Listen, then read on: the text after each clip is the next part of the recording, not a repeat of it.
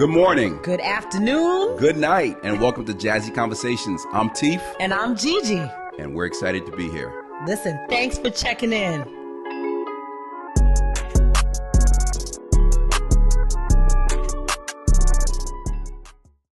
Welcome to Jazzy Conversations. I'm Teef. And I'm Gigi. And it's the holidays, G. It is. What do you got planned? What do you got planned? I have lots planned. This is really my absolute favorite time of year. Everybody that knows me, Teef, knows I put out the holiday wreath. Listen, I play Christmas music.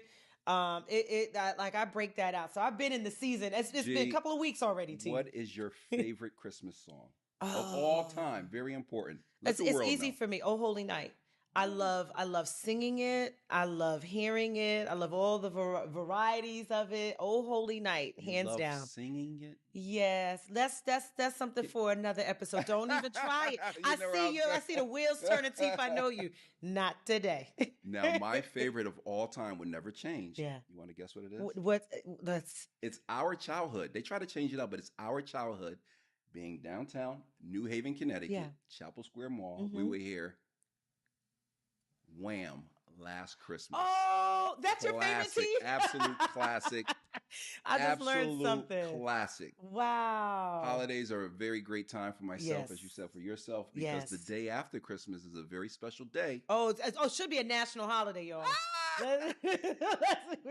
It's my birthday, G. Yeah, and we're getting younger and younger. Yes. Listen, we have a very special show for you guys today. Mm-hmm. You're gonna really enjoy it. You gotta love this. Tune in.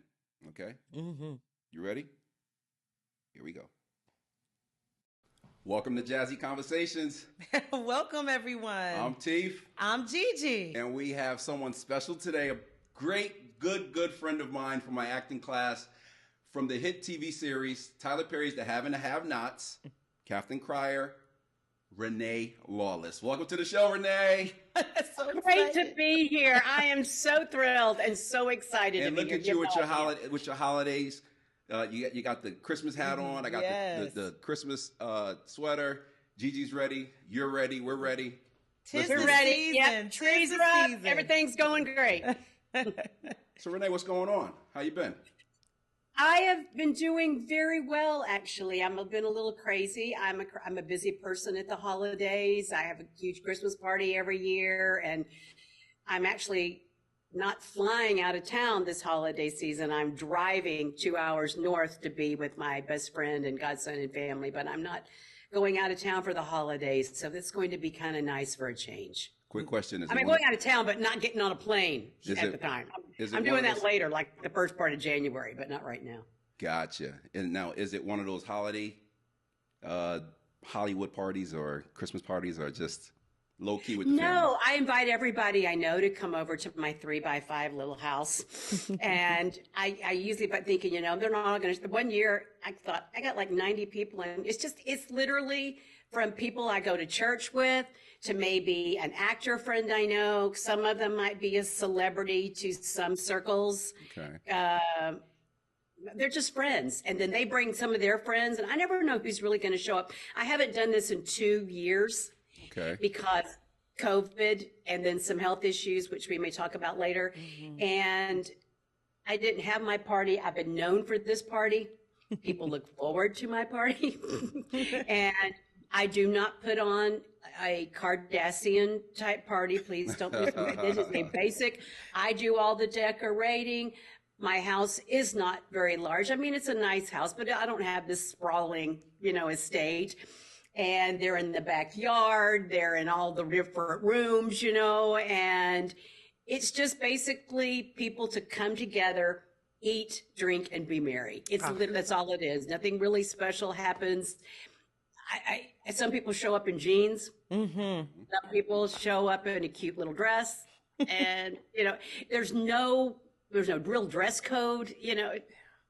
Well, you said nothing special happens. That is something I think really special, yes, when people come as they are. And this sounds to me like this is an emergence, right? We're re-emerging. Here's your celebration. Right. Here I am. I give them about a 3-4 hour window to come. Like, I don't say you have to be here. I mean, it's literally come and go. It's not drop in, come and stay all night and eat dinner. No, I ain't got no room for that.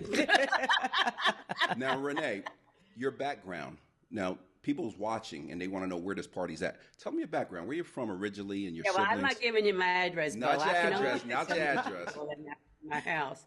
I am from the great state, wait for it, of Tennessee. Rocky Top will always be home to me. Oh, Now, Renee, although with all that cheering going on, this is very important because you know what I'm going to ask next. We had a nice conversation last night prior to taping.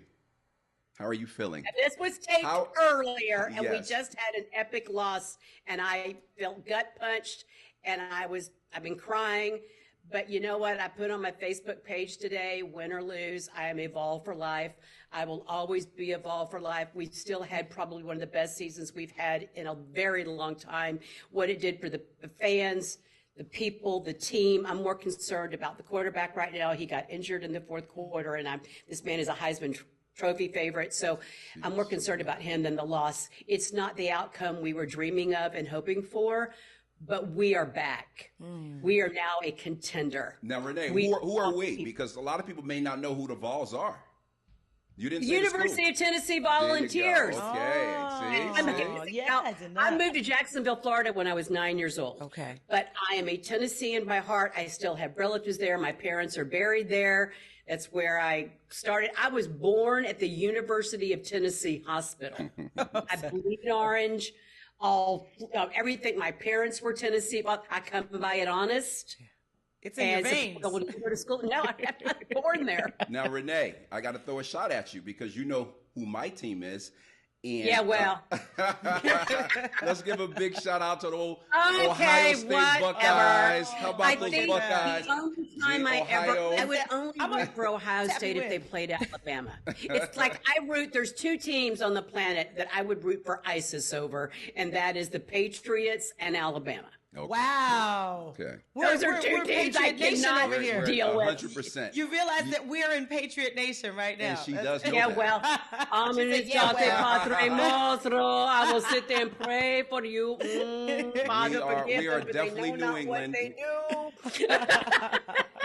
So, Gigi, let me give you a little background with Renee and I, how we became friends. So, I got to be like 8-9 years ago. Yeah. Renee and I, as you guys know, Renee is an extremely successful actress. We met in one of our acting classes, and we took a class together with the famous Judy Henderson. Judy Henderson, right? Casting director from Homeland. And I'm already in the class. I'm sitting there. We have about 12 people. And here comes Renee Lawless. She comes walking into class, just being Renee, and comes and sits down next to me and says, "How you doing?" A little Southern Belle type of thing. And the friendship started from right then. That's right and there. We It would was go out. right Much of us would there. go out after class. The friendship started right there. Man, we used to go out downtown Manhattan and just talk and just have a good time and network and just, the unique thing about it is her fame right after that took off. Mm-hmm. And she never changed. I can honestly look into the camera and say that friendship that we built is almost like you and I. Gigi and I have been friends, Renee, for listen to me, since we were in 8th grade. Yeah. 8th grade. Wow. Yeah, so I've about got one that 15 started years in now. fourth grade. About So I 14, know 15 exactly- years I know ago. 15 years. It's only been, 5 years now? I forget exactly. Yeah. Yeah. So Renee and I would go out Yeah. and we'll have dinner together and we'll talk and we'll network. And the next thing you know, her fame took off, tremendous success. And here's the unique thing: no matter what was going on, every now and then I'll send her a text just to shoot the breeze. She would always reply, Wow. "Teef, how you doing? How's the family? How's everything going?" And I always appreciated that. I want the country to know, the world to know that you stayed the same. You stayed true. And I truly, sincerely appreciate you for that. That's I tried to. I never wanted to not be, because I might have, and I'm kind of speaking out of turn, but the people you meet on the way up are the same people you're going to meet on the way down. Yeah. This is This is true. true. And people have a tendency in this industry to forget where they came from. Mm-hmm. They say they don't, Mm-hmm. but they do. Yeah. Absolutely. Well, I'll say this. I'm just meeting you, and it's been an absolute pleasure for these past couple of minutes. And with as magnetic as you are, and I know Teef to be the kind of person that he'll say, we're going to be friends. And he means it. So there's no surprise that y'all have stayed connected, just thinking of the two of you. Now, he talked about you. He said you're a Southern belle. So are you a Southern belle? Would your family talk about you and tell stories about you as a Southern belle? Well, my parents were equally Southern, so it wouldn't be that Southern belle. And, you know, I'm an only child, and my parents bragged on me all the time about everything. And there was really, we weren't a shy family. I'm taking this little thing off because I can't deal with my little Santa Claus hat there right now. We're not a that's shy the Catherine family. Cryer look right there. But go ahead. That's the Catherine Cryer right there. We're not a shy family, so there really wasn't secrets. Mm-hmm. You know what I'm saying? So I was sitting here going, there's nothing. My parents were very open about things, and I was very open about things. And you know, I was thinking, what story would I have in my life that I wouldn't mind sharing? But mainly they're like childhood stories. Mm-hmm. Those are the best. Because I was raised, you know, corporal punishment was very big in my family. My parents did not spare the rod, you know, ever. And so I remember two things. Once as a little, you know how when your parents always say before they spank you, they say, you know, this is going to hurt me more than it's going to hurt you. And I'm doing this because I love you. And I would always, and my biggest response was, you don't have to love me today if you don't want to.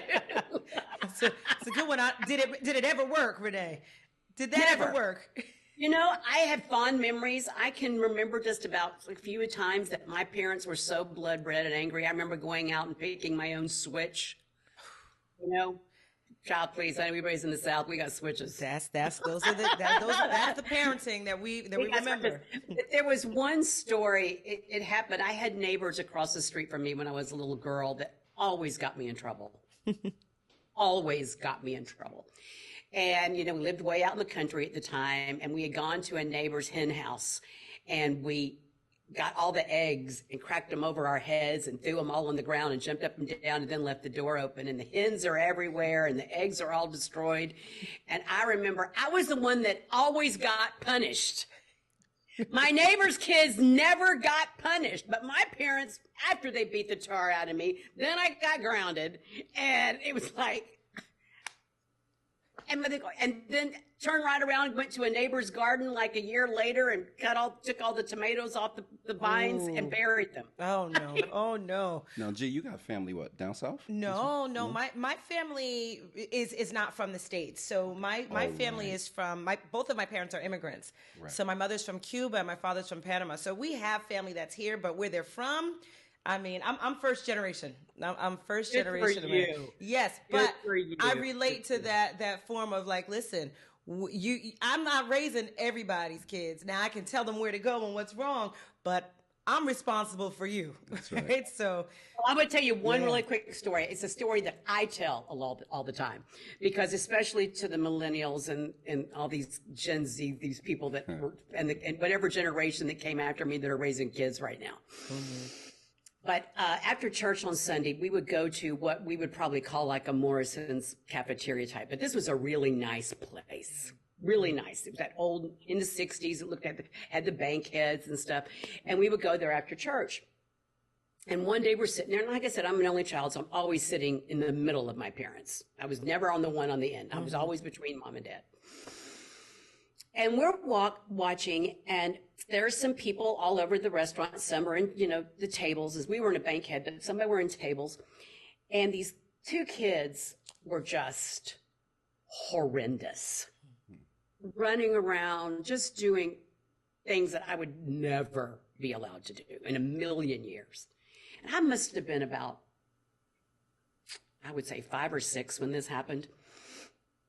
And I remember I all of a sudden started crying hysterically.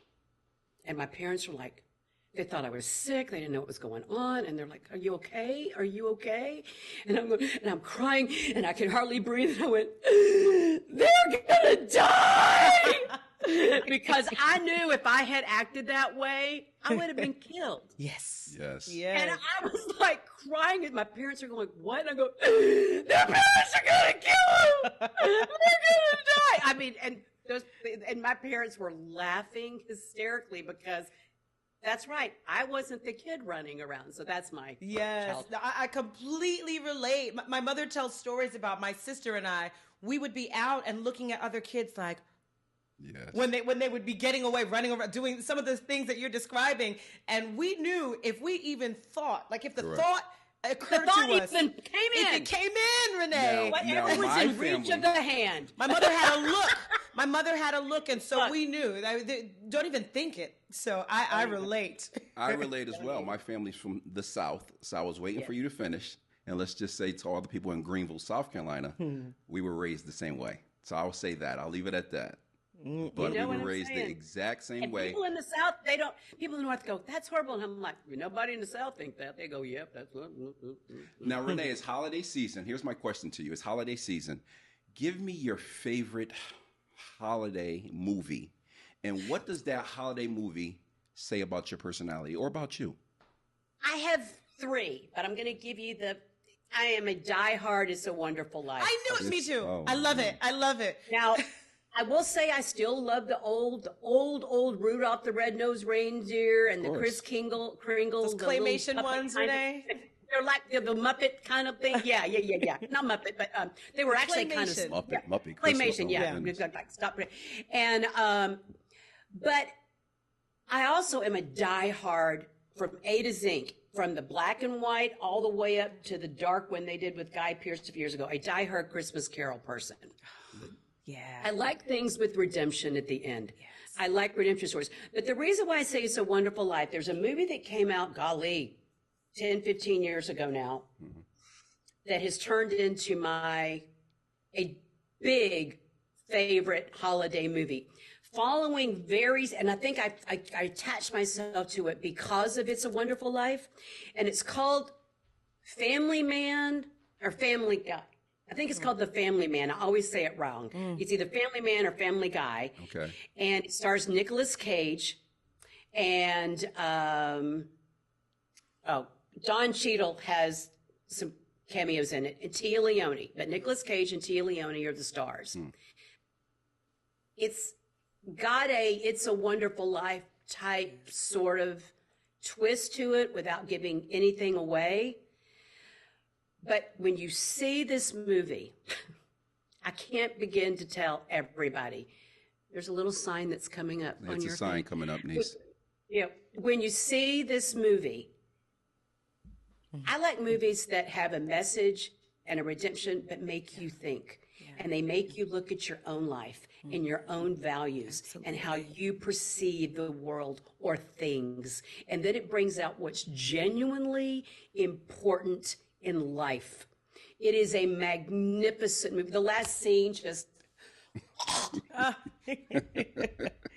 every single time I can almost quote it. I just go, no, I'm not going to do it. So I don't want to give anything away. It's kind of one of those movies that people go, well, what's it about? And I'm going, go see it. Go see it. Okay, now Renee, Rent it. what does that movie say about you? How does it relate to you in any way? Your personality? Maybe that not that movie, maybe a different movie. Holiday movie. It relates to me in the holiday is that it tells us to keep what's important with the holiday season. While neither one of those films necessarily talk about the birth of Jesus, Okay. it talks about the importance of family and friends. And it's not presents, it's not money. Yeah. And I, in the past few years, because of all of us, because of COVID, we were forced to be home. And we learned that our real riches and treasure was in our family. Amen. You're right. And while everybody was in the same boat, from the richest of rich to the poorest of poor, everybody was on a level playing field. Now, granted, I would have much rather been stranded in Jeff Bezos' house than my house. But you know what I'm saying. Yeah. We were all on equal footing as far as forced to be home with ourselves and our families, whether we liked them or not. And we had to find and a lot of, parents in the beginning were like, take my kids. But then they realized they learned more about their kids that they didn't know. Right. You're right. Better relationships, marriages, everything came together. And those movies speak to me about, it's great to want this and to dream about that and to have dreams and to have goals, but don't lose sight of what's truly important. So back to what you were saying, I hope I've stayed the same, Latifah. Yeah, I have dreams and goals and desires, but I just like being at home. I like being around family. I love being around friends. And that's probably what those movies speak to me about, is that it's being happy with what you have at whatever season you are in life. Wow. That's beautiful. Perfectly. That is Because there's beautiful. a lot of people who don't have anything. You're right. Perfectly said. That was Now, beautiful. Renee, real quick, Gigi, give me a movie. Oh, so I've shared. Holiday movie. I don't know if a lot of people know this movie, but it's called The Shack. The Shack. It was- Oh, yeah, The Shack. But do you consider that a Christmas movie? No, but you know what? When you talk, I read the book. I like the book better. I love the book is always better, Renee. It is doesn't matter what you're monumentally talking better about. than The book the is always movie. better, but only because what she talked about, the redemptive nature, right? Even when she talked about, you just said it. The first movie you mentioned, A Wonderful Life. Right? There's the redemptive nature. So it's the same thing in The Shack. So it's not necessarily a holiday movie, but when you talk about themes of redemption, which is what Christmas is about, right? For me, it's redemption. That's one of my favorites. Now, if you want my absolute favorite holiday movie, I have to go with Chevy Chase, the National Lampoon's Oh my goodness, Christmas that's a Holiday classic. Griswold! That's a good one. That's a good one. That's my favorite. That's a classic. Yes. Now that's a classic. Yeah. Gee, give it to me. Yeah, I love it. I love that one. Now you guys got a little too deep, but I'm gonna keep it 100 with mine. Mine is Die Hard.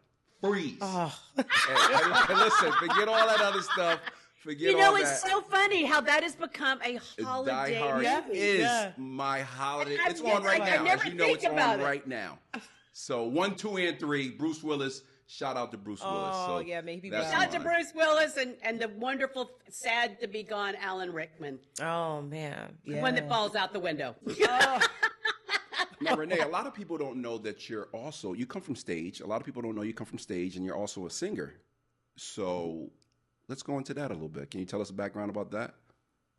Yeah, I started out, I went from the birthing table to the church pew, and I was always in the children's choirs and the plays and stuff, and I was always the loudest, and that doesn't necessarily mean I could sing, but I was the loudest. And when I hit about 12, actually in 4th grade, someone gave me a church solo in the choir, and I have a reel-to-reel tape of that, actually. I know y'all are way too young. No. Really? I That's know old reel to school. The reel. thing is, I have a reel-to-reel recording of that, and I don't know what that man heard because a good voice was not it. But about 12, 13, I started sounding different from everybody else. And I started taking voice lessons at 15, and I thought I was going to be, even though I was doing a lot of musical theater and all the choirs, I was going to be an opera singer. And I went to school as a major in music in school with a minor in theater, and I got a master's degree in master's studies in voice at Cincinnati Conservatory of Music, but I was still doing musical theater. I was still doing plays. I was still doing all that. But singing is what 100% got me to where I am today. Wow. I mean, literally, that's what opened the door. I was doing Wicked before I got the Have and Have Nots. I did 5 years with Wicked. I had done Beauty and the Beast on Broadway. And so the singing kept leading to something else, to something else, to something. Mm-hmm. I actually found that fact about you. I was doing my own research and saw that you'd done some acting and stage and singing, but not before I saw the episode earlier in the Have and Have Nots when there was that episode where she was singing to you. You were getting With your Hannah. treatments And with it's Hannah. so funny because I said, wait a minute, Mr. she can Perry's sing. going, Renee, just sing along. And I went, I don't know this Oh song. no, but I heard it. You know, I and so heard she's it. kind of like it was, there's a, what is it? There's a balm in something- Gilead. it was something. There's a ground in this old building. Yes, that's right. In my soul, there's a something in this old building, and I forgot it. Was it? There's a leak in this The old leak building. or something. Yeah, and and I was loving it, and I was like, can I learn this song first? She was kind of singing it, and I was trying to catch on. I heard it. And he didn't throw that at us until we showed up on set. I didn't see that episode. Give me a heads up. I didn't see that episode. Can you sing it for me so I can catch on? Oh, look at him. He's sneaky. He's sneaky. I didn't see that. Leak in this old building in my soul. I don't remember. Well, I heard it. I heard it in an episode. I said, this sister can sing. So Gigi, she can't remember. You remember. Give me something. What Oh, was it nice saying? try. You know, listen, try a couple episodes later. Let's see. No, you got to warm me up. So far away. Oh, boy. Doesn't anybody stay in one place, Anymore. It will be so fine to see your face at my door. door. But it doesn't help to know that you're just time away.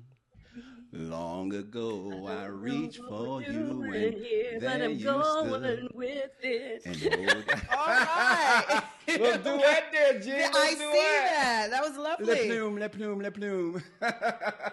Now, Renee. Have yourself a merry little Christmas. Make the Yuletide gay. From now on, our troubles will be miles away. That's it. That's lovely. Next question. That's lovely. Amazing. Really amazing. All right. So I had a question that I wanted to follow up with you about. I know that sometimes when people are successful, people that are wanting to be there, they have an imagination of what it takes to be there. And they have an imagination of how easy it is and what it's like. And I can already see in your face that there's a story. What would you tell people about the success that you've had and what it's taken to be there? And maybe what people might believe that isn't true about being a successful actress? Well, you first have to define the word success. There you go. Because I have made a lot of successes in my career. Just because you don't know them doesn't mean I haven't been successful. Say that. I have been successful in stage for a long time, but nobody knew that until I was on the title. So people think if they don't see you on TV in a film or Broadway or something, means that you're not successful. Trust me, I've been a working actress for almost 30 years. That's success. That's success. Yes, there you go. Say that. That's success. You know what? I don't even know if it's still around, but there was a thing in New York way years ago. It was called the Actors. Green Room? No, it was at the time. This is long before technology got to where it would be, but it was basically it was like a database of all actors. And at the time, casting directors, kind of like what Actors Access is today, but a lot less simpler. And casting directors could go in there and just see all the actors and stuff down and look. And they defined success as someone who could afford their health insurance, who qualifies for health insurance. Listen. And you have no idea how I agree with that 100%. You know what I'm saying? It's especially now in my life. So first of all, you have to define success. People think if they see you on TV, you are rich. Especially Catherine Cryer, who had millions and millions. A rich person, right? Dollars. Exactly. Yes. I played a very rich person. I ain't got her money. I ain't got nothing close to that. That's like beyond Tyler. Actually, Catherine Cryer, if you want to think about it, with the exception of when he just bought his studio, Catherine Cryer was richer than Tyler Perry. Wow. Okay? And now that he's got his studio, his assets are probably more than hers. But for the most part, the Cryers were very, very wealthy. I'm not even a millisecond of that. Do you know what? I get it. And so, I mean, people forget that. They think, oh no, but you're Catherine. Yeah, well, I'm play Catherine. I am not Catherine. So as far as success is concerned, I was successful in landing a nice dream role. But now the show's canceled. So I'm looking for the next role and the next thing. Does that mean I'm not successful? Right. I mean, years ago, a Broadway actress, a very famous Broadway actress, Tony One-Witter, made a statement, got a lot of flack for it about if you're not working, then you're not talented or there's something wrong. And I was like, how dare you? How dare you? And she got a lot of flack. Her name is coming to me, but I'm going to let it write. And she had to do a lot of apologizing because, there are people that win Academy Awards on Sunday night and they are in the unemployment line Monday morning and you never see them again. Yes, absolutely. And there are people that have never gotten on screen or on a stage that are tremendously talented, right? But not discovered. Right. And here's the thing, and some people, and this is a across the board question that I would tell to young actors, current actors, people that define success. If you were in this business for money and accolades, you are in the wrong business. Mm-hmm. You'll have more rejection and more valleys than you will ever have hills, unless you're the 0.1%. We're not even talking 1%. Wow. Yeah. I mean, we're talking the 0.1% that have been, okay, I'm going to probably put Meryl Streep in that category. Okay, she probably chooses what she wants to do now, but she's also probably priced her out of a ton of projects she would like to do. Mm-hmm. But people who, she's also happily married, and she's got enough residuals and back money coming in from success after success after success. But you can have a big success, but that money does not last forever. Correct. That's right. I mean, to me, one of the absolute most successful people in this industry has never won an award, and that's Harrison Ford. The man is always working. I never knew that. This is true. Wow. Harrison, he might have won a Golden Globe or something, but he's never won a major Academy Award. Wow. I didn't never even won know that. Never won an Emmy. I don't even think Wow, interesting. Kevin Costner has either, but there's a lot of people out there. For instance, I'm a big classic movie buff. Huge classic movie buff. Giant, it was just on the other day. It's a great movie. It still is and has always will be a very popular classic movie. It had Rock Hudson, James Dean, Elizabeth Taylor, anybody who was anybody. It did not win the Academy Award. The old greats. Star Wars has gotten nominated occasionally, but would we all agree Star Wars is probably one of the most successful franchises out there? That's right. And I've now all of a sudden, and people think if you're not, IMBD is this thing that Hollywood likes to say that dictates how popular you are. Yeah. Whatever. because, I mean, for instance, Denzel hasn't probably done a movie in a minute. I mean, he has, but I mean, Denzel Washington doesn't have to do a movie every year. To stay in the successful category. Right. But his IMBD is probably low, but he's not number one. Mm-hmm. His IMBD, the lower your number, the more popular. It's a popularity contest, period. Wow. Period. And Hollywood is an illusion. People think because you're on TV, you're this. No. Because not everybody in Hollywood, unless you're on network television, just because you're on television doesn't make you make a big salary. Yeah. The smaller networks don't pull in that. ABC, NBC, CBS, you make your biggest salaries, period. And but now Netflix and HBO are coming along. But just because you're on TV does not mean that are you making a living? Are you paying for your health insurance? Yes. Mm-hmm. Right. Renee, that ties into something you and I spoke about last night. I love the, so after the have and the have-nots ended, people asked me, some people said, Teef, I know she's a good friend of yours. I haven't seen her in a while. What happened to her? What's your reply to that? The very last month of 2020 and all of 2021, I labeled the 3 C's. Yeah. We had COVID. Mm-hmm. No, first thing was my show got canceled. Mm-hmm. I got COVID, very mild. I didn't even know I had it. But I got COVID on my 60th birthday. Yes, everybody knows I'm an old lady. I see no old lady here. Birthday, I had planned to have this epic party, and all of that got canceled because of just COVID in general. And then I got COVID. Mm-hmm. And then in 2021, I was diagnosed with breast cancer. Wow. I've just celebrated 1 year cancer free, but Thank I went God. through Thank hell God. in 2021. I kept most of my hair. I lost about 40%. It's slowly coming back, but it's not nearly the thickness and the volume that it was. I wore cold caps. I went through many rounds of chemo. God bless. I've had 3 surgeries. I've had a double mastectomy. I have no problem telling people that because I love my boobs now, and they're pretty. And you would never know that they're Renee. And so, but I say that because I hate that we get so shy to say things to people about that. I mean, a woman going through breast cancer is a lot. Anybody going through cancer is a lot. Yeah. And so I've now been, and things were getting well before I got, things were really happening for me just before I was diagnosed, and then they stopped. And even though I'm cancer free, 2022 has still been a little bit of a slow start for me because I was out of the picture for so long. And now I've got to dive back into the pool.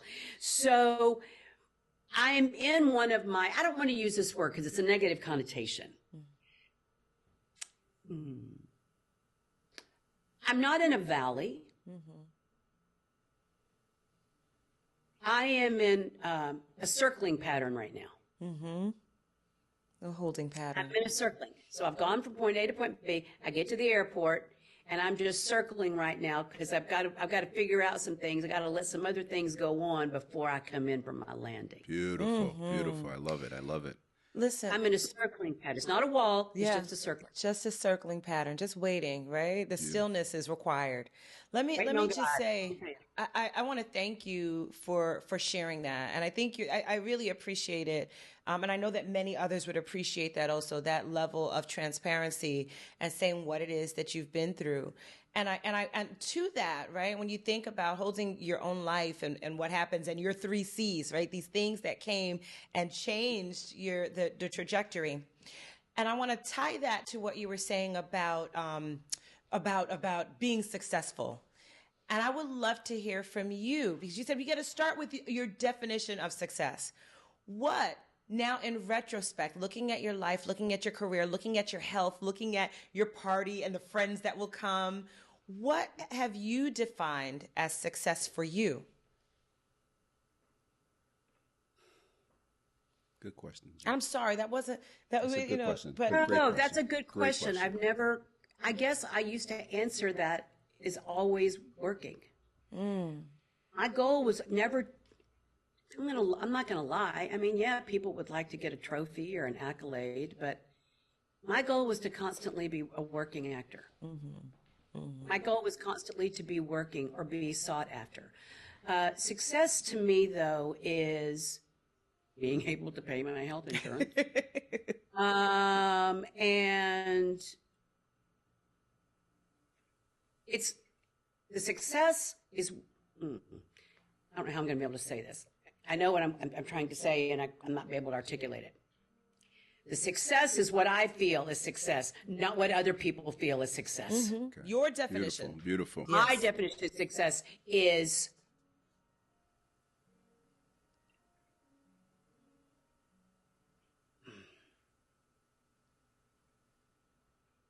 Take your time. being able to wake up day and look at myself in the mirror and be thankful and proud that the Lord has brought me this far, that I am healthy, that I am alive, and I'm still relevant.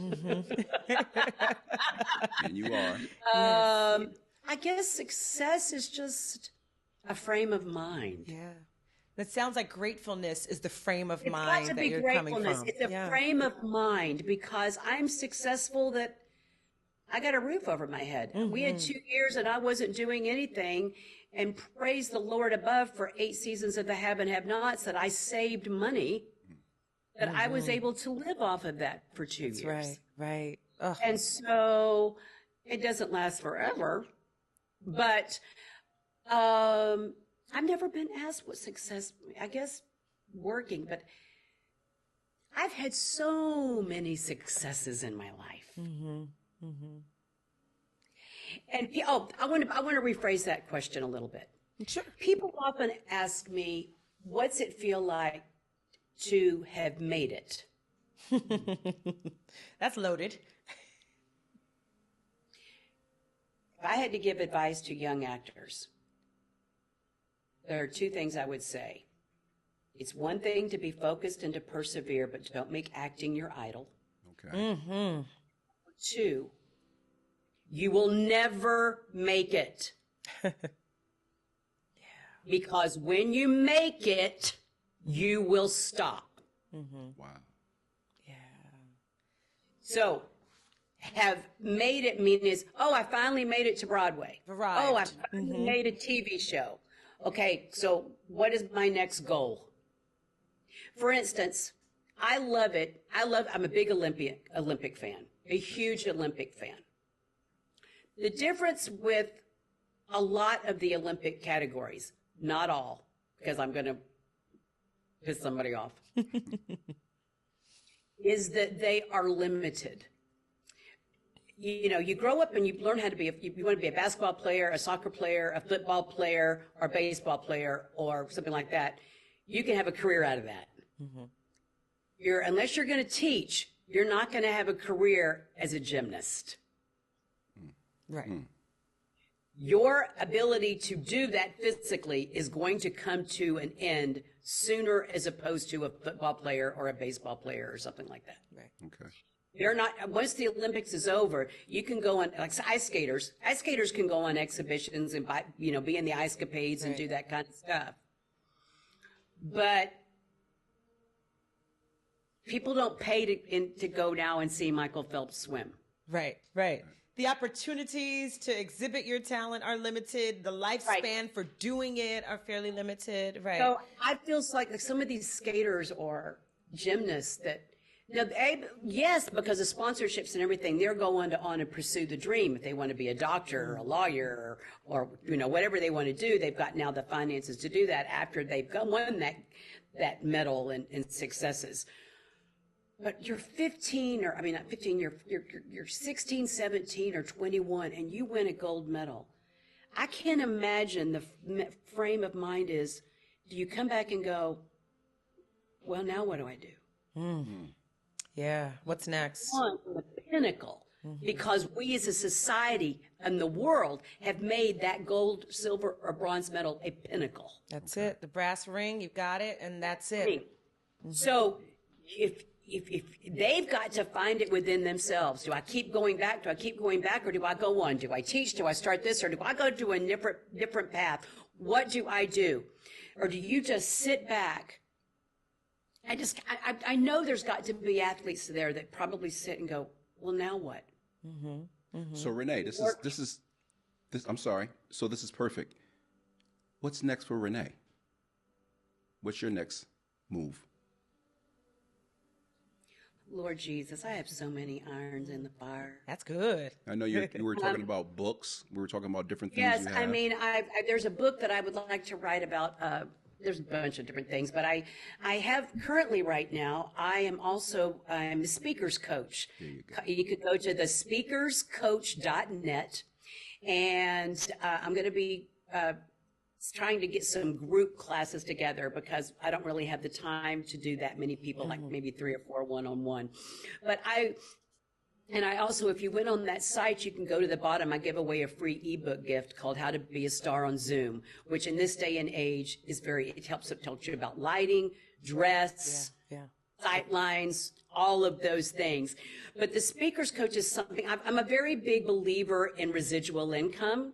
And eventually I'm going to have these on video, so you can just buy the course. You don't have to have me in person, and you get a one-on-one thing. That's a thing. I've also got an unscripted series that I'm trying to pitch that I would be in it, but it's not acting. It's more like a reality type show. And I've got some other pitching ideas, but I also do a lot of crafts, and I've actually and my motivational speaking engagements are now increasing, and I'm getting ready to do some women's conferences. So it's just, I try not to I've had to learn. I've known this my whole life. This is another thing about people who think they've made it or judging success by being, when you're on a successful series like that, there is that tendency to just sit back and let it all happen. And you don't think about the day you're going to be canceled or go off the air. Or it's just like the football player who has $1 million, zillion dollar contract and gets injured. Correct. Right, right. You know, you've got pivot? RG3 or Joe Theismann. You know, it took 2 seconds to end his whole career. Right, right. You know, and all you children out there don't know who that is. I was just about to say, that's old school. Yeah, that's old school, baby. Let me tell you. Y'all don't know Terry Bradshaw was one of the greatest quarterbacks. Y'all just know him as this big, you know, sports commentator. Right, right. Yeah. You don't know Chris Collingsworth played for the Bengals and was a fabulous, you know, receiver. You know, But had to have other tricks in their bag, right? Correct, and correct. to be able to you know, pivot. people don't forget Michael Strahan. Oh, we see him Yeah. on, you know, whatever. And I'm like, yeah, well, he played for the Giants when they won the Super Bowl, but we were not, you know. Right. And, you know, so I'm old school. There's this old commercial. I just thought about this the other day.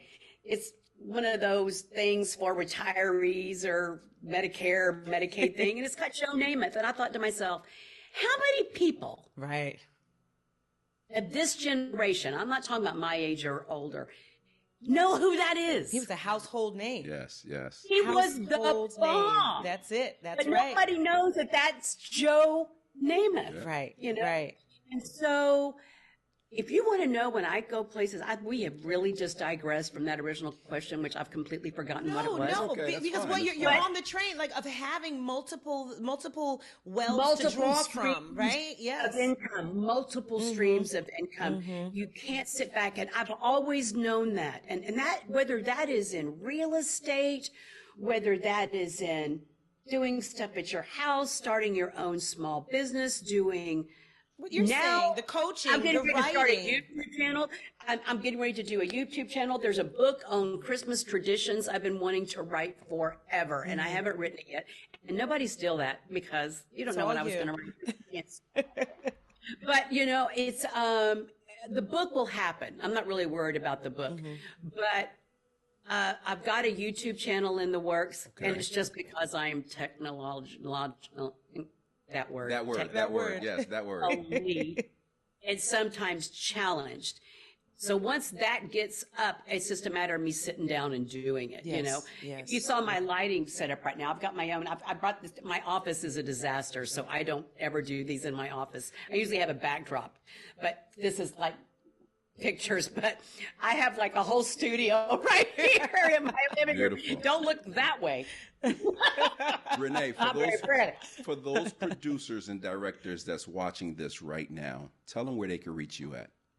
Because They this can is, reach me at ReneeLawless.com. Okay. I don't always check that email, but Instagram, Renee Lawless, Twitter, Ms. Renee Lawless, Facebook, Renee Lawless, or if they go on my website, they can see all of my contact information at the end.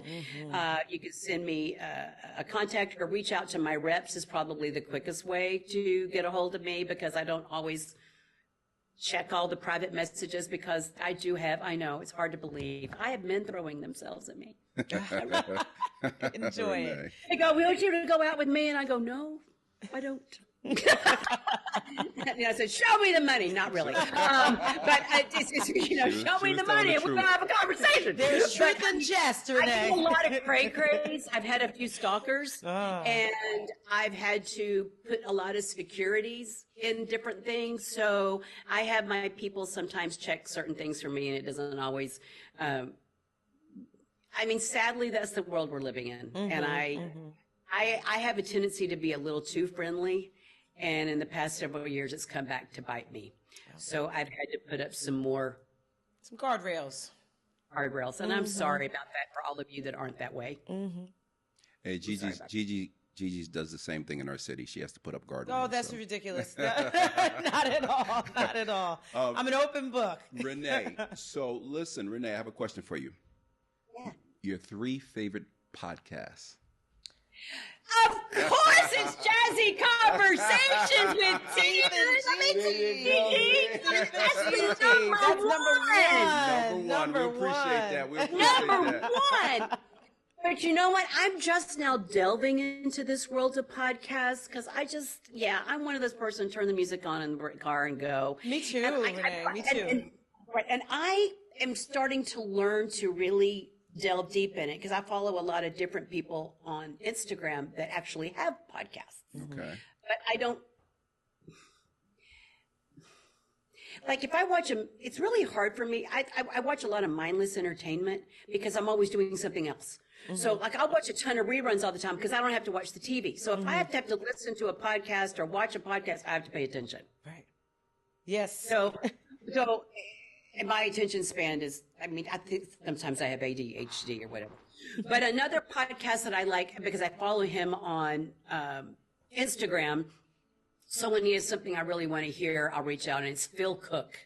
Okay. And a lot of the podcasts I listen to are faith-based, or something like you, which is just kind of, across the boards. Also, my girl, Angela Robinson, There you all go. know her, There you Veronica go. from the Have and Have Nots. Yeah, She has one Angela. called Artist Talk, and I think she's on Wednesday nights at the same time you guys are. That's all. They can catch our reruns. Hi, That's Angela. all right. Right. She has Artist Talk on Wednesday night at 6, and I really want to. And Chief and Gigi, I'll see if I can reach out to her and see if she could be a guest. That would be Absolutely, wonderful. That would be Great, wonderful. Chief. She does Absolutely. her stuff live. Absolutely. She doesn't record. She does her stuff live. So I could find out. But she is, I call her my Angela Lama. She is a dear friend. I go for her to a lot of advice. So I've got yours, Angela's, Phil's. A lot of the podcasts I listen to usually have to do with, I'm trying to learn more things about leadership, entrepreneurship, and stuff like that. So although, I like listening to Priscilla Schreier. I Oh, don't know, she's amazing. Things like that. So, Yes. but I will say I'm also a sci-fi buff, and a friend of mine, Jason McLaughlin, had a podcast. I don't even know if it's still on, that I was a part of for a little bit, and he had sci-fi stories. And so those things I like, but that was years ago. I haven't talked to him recently, so I don't know if he's still doing those. But. Okay. She's got a nice little list. I love it. Listen, I just have to say it has been an absolute pleasure just hearing you, and you radiate so much grace and generosity. And I just want to say that my prayer for you is that you have sustained recovery, right? I'm going to go back to your sharing in that moment of transparency. So I'm just hoping for you sustained good health, that your generosity would continue to flow. Right. I know we probably need to wrap this up, but I want to insert one thing. Yes, please. I was diagnosed with cancer, but I never allowed myself to have cancer. Beautiful. I Beautiful. told people I was diagnosed to the point where they said that after the chemo, we didn't find any. After my surgery, we didn't find any. I said, I know. I never doubted for a second that I would be cancer free. I never doubted for 1 second they would not get it all. I didn't have stage 4. I mean, I didn't have extreme, but I still had to go through all that. Yes, it was horrific. Yes, I was miserable, but there was always a light. There was always an end date. There was always a finite. Yes. There was not an infinite. Come on. And so when people go, oh, and I had people call, when I called to tell them they were crying, and I'm like, Yeah. I'm going to be fine, Yes. people. Language matters. What you say about a situation I'm matters. going to be fine, people. And if we take on that, like when we go through dark periods of our life, am I preaching to Come myself? on, aren't we always? We Go better. through dark periods of life. I always know God is in control at all times. Mm-hmm. What will be, no matter, if I was supposed to die of cancer, that was God's thing. If I was supposed to be whatever, that was on God. It was not on me. That was not on the doctors. That was on nobody, because we do not know the time or the hour Mm-hmm. when God's coming, when Jesus is coming back, nor do we know the time or the hour when we die. That's right. That's So right. And I hope when I die, my dash is that she had a life well lived and loved the Lord. There we go. I always say that dash is what's important. I love graveyards. I love walking around cemeteries and imagining what their dashes That are. dash in between, right? You love the Lord. Imagine what their dashes are. Yes. And so I just wanted to insert that I never shed a tear. I was a little upset at the possibility of losing my hair, but I never got upset. And you look at the radiant, cancer. so that should be Beautiful. Now, Renee, with that being said, before the Lord calls you home, Renee Lawless, what do you want to be remembered as? When someone says Renee Lawless, what do you, going back to middle school, high school, college years, success, Hollywood, what would they say? What do you want them to say or remember about you? Funny, kind, generous, full of life, grateful, blessed, and love Jesus with all my heart. Oh, wow. Actually, that should be the first thing. Beautiful. Love Jesus with all my heart. I just never want to be remembered, and I've had my moments of being mean. Haven't we all? We have something on the screen, Kenise. Yeah. I just want to know that I lived life to the fullest. And I was there for my friends. And I was just about to add, I want to say one thing that I know for a fact. You are loyal. Very, very loyal. And I said it before and I'll say it again. The world needs to know, before she blew up, we met, we said hello. And as she went on to Hollywood and came back, she stayed loyal. Every single time I called, every single time I text, whether I was going for an audition, whether I got casted in a certain part, she was always a cheerleader of mine. And you were on Blue Lights, and I was here on Blue Lights. I was so excited. And even before that, I was going on a string of auditions, and no matter, I called you one day. I definitely remember you remember this, and I said, "Listen, this is too hard." And it was for certain parts that you remember, and you said, "Listen, keep in the fight, keep going. You're gonna break through." Whether it was an independent movie, whether it was a TV show or whatever, and I wanted to say, you stayed loyal. So I sincerely appreciate that from you. As we wrap this up, Gigi, you have anything to say? No, I just want to express my gratitude. I thank you for taking the time and for sharing your stories, your laughter, your hopes, really for spending some time with and having some jazzy conversations. That's right. Yes, and bringing back some of the holiday spirit and being our first. Our very first. You are our very first. So and I'm big Connecticut on loves first. you. People in Connecticut loves you. Yes. So I thank love you. Connecticut. I love Connecticut. Well, we thank you. That's it for me. Just gratitude. I'm thankful. It's been wonderful spending time with And you. I'm grateful and thank you for inviting me. I feel very honored to be the first. Would you like to say anything else to the fans that's watching before we wrap this up? They know where to find you. Any books, anything going on? Producers, I want to make sure that they know, because I know they're watching this. Directors are going to watch this, and let them know that you're still working. Go to ReneeLawless.com and reach out to my reps. I take scripts. I take whatever. I just want to say, wherever you are in your life, and they can say, well, it's okay. Everybody wears a mask. Isn't that right? And we don't know what somebody's going through. That's right. You never know. Even the biggest of biggest stars to the low, I know janitors that are far more happy than billionaires. And I know people that live, on one-room shacks or living on the streets, and they'd always have a pleasant word to say, and we just need to remember that. Give God the glory. If you don't know Jesus, you need to. And to, in the words of my pastor, be sweet. Wow. Be sweet. I love it.